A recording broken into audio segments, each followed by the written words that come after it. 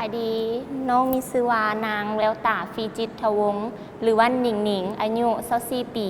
ปัจจุบันศึกษาอยู่ที่วิทยาลัยเศรษฐาบริหารธุรกิจปี 5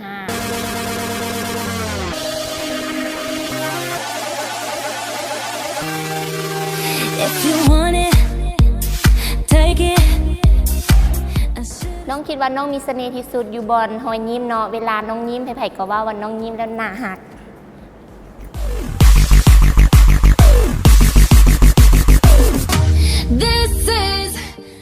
ถ้าผู้หญิงเขาเป็นลมผู้ชายก่อนน้องคิดว่าโบผิดเลยเพราะว่าทุกมื้อนี้ผู้หญิงกับผู้ชายมีสิทธิเท่าเทียมกัน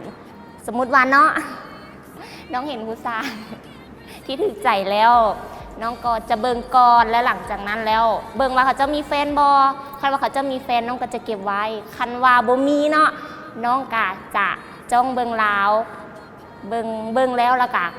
เพื่อบึงบอกให้เรามีความรู้สึกว่าน้องกำลังเบิ่งเราอยู่หลังจากนั้นเรามีความรู้สึกแล้วให้เราเนมาเบิ่งที่น้องแล้วเนาะน้องก็จะยิ้มใส่เดี๋ยวคติประจำใจในการใช้ชีวิตของหนิงแมนตนเป็นที่พึ่งของตนเพราะว่าเขาต้องยืนด้วยลำแข้งของตัวเองเพราะว่าทุกมื้อนี้บุญผู้ใดซอยเขาได้ไปตลอดชีวิต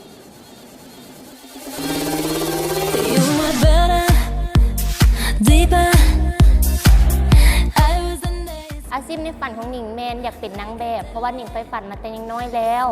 อยากเฮ็ดเวทีนี้ให้ดีที่สุดเพื่อความฝันของหนิงนั้นจะเป็นจริง